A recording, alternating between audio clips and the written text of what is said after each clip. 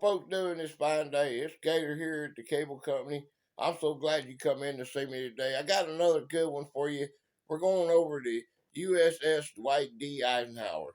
Boy, this is a pretty ship, and it's named after our president, the 34th president of the United States.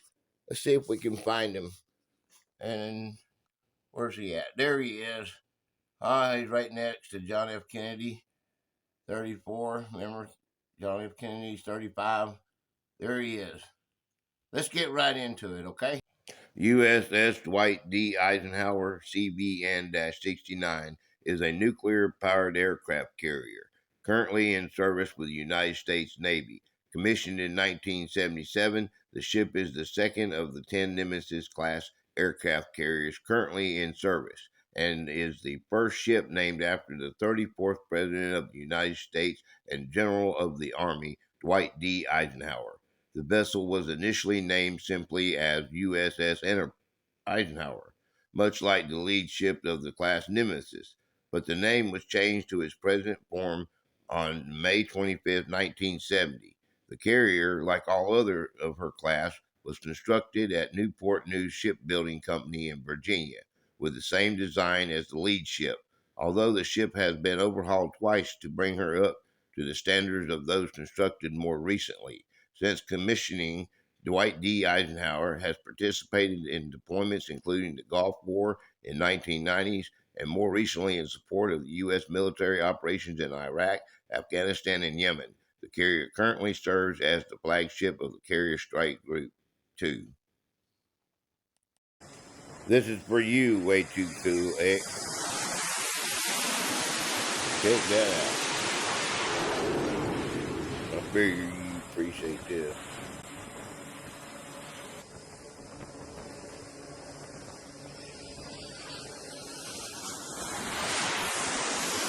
A lot of practice there, huh? That guy?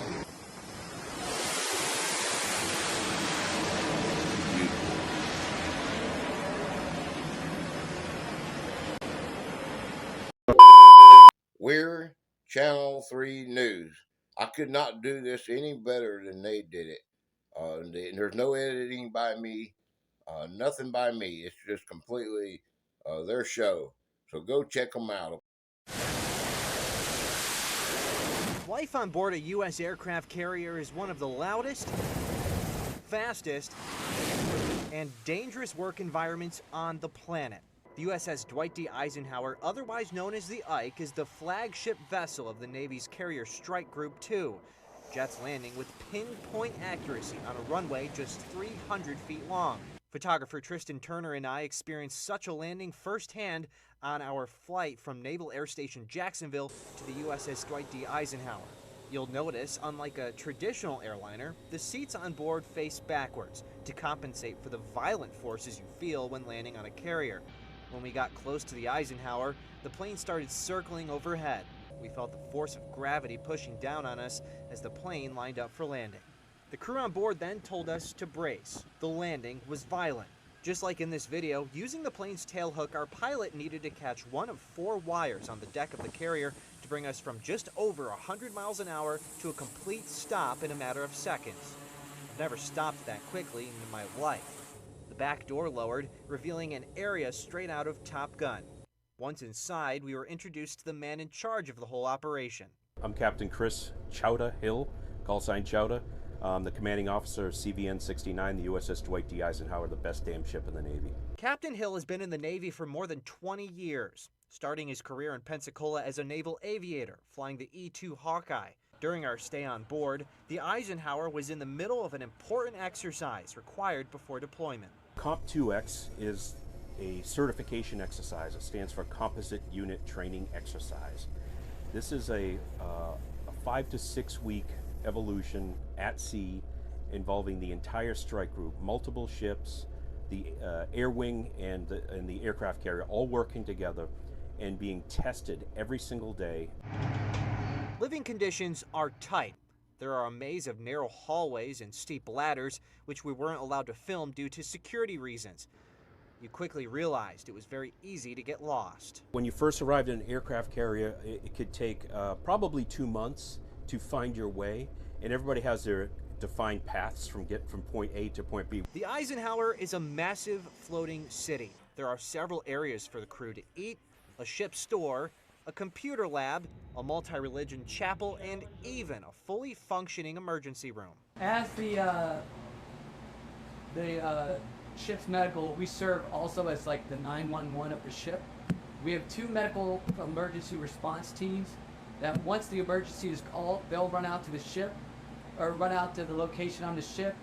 They have some basic capabilities of kind of like an EMT, paramedic level treatment that they can give on the scene. So as you can see, we have kind of full of our capabilities, especially for trauma, all the way from head to abdominal. Our tour eventually brought us to the most dangerous part of the carrier, the flight deck. After a lengthy safety briefing, we were escorted out, walking just feet away from jets at full power, ready to take off. It was loud. It's probably the noisiest environment on the planet right there on that flight deck, and you have all experienced that so far, wearing double hearing protection, and it rattles your internal organs as we launch and recover aircraft. The whole operation was mind-blowing, both takeoffs and landings, during the day and at night. Pilots rely on what's called an optical landing system to get them safely on deck. It's fitted with lights that tell the pilots in the air whether they're too high or too low. If the jet's too high, it'll miss the wires. Too low, and they could crash into the back of the deck. The aircraft must work, and your brain must work. You have to be on. You have to have slept well the previous night. You have to listen to multiple radios and follow the landing signals officer and do what he tells you to do, and you will get aboard. Life at sea is not for the faint at heart. The ship deploys for between 7 to 10 months at a time, which can take a toll. Captain Hill says keeping the crew happy and healthy is critical. One thing I figured out over time, that the most important thing to human beings is to be loved and valued. It doesn't matter if you're in the military, it doesn't matter if you're in business or doing whatever in the real world. Everyone needs that. So it is an order on the ship. Everyone shall be loved and valued every day. That is the first thing that motivates us. I spent more than 24 hours on board, sleeping, eating, and experiencing what it's like to be a U.S. Navy sailor. But then it was time to go home, and there's only one way off the Eisenhower. We boarded the Greyhound and strapped in. The flight deck crew attached the plane to a steam-powered catapult. The launch takes your breath away, going from 0 to over 100 miles an hour in under 3 seconds. It's a serious adrenaline rush.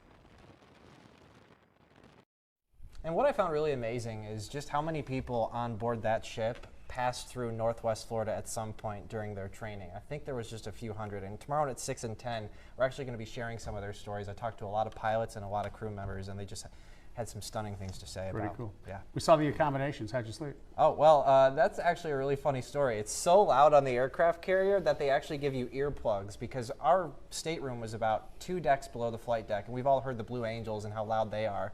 But that was just like 2 decks below us, so the whole ship rattled, and I only got 3 hours of sleep that night, but it was just a sight to behold. Saw you getting some bacon on the buffet line too. How was the food? Oh, the food was actually very impressive. I actually enjoyed it. Like, a lot of it was good. I think the special that night that we were on there was grilled chicken sandwiches with some cheese on top. It was phenomenal. But another interesting thing is that they have little cards on like the little buffets that where the crew goes down, and they're each labeled like red, green, and yellow. Like, red is obviously eat this rarely, and green is, you know, eat it as often as you can. So that's kind of a way to keep the crew healthy.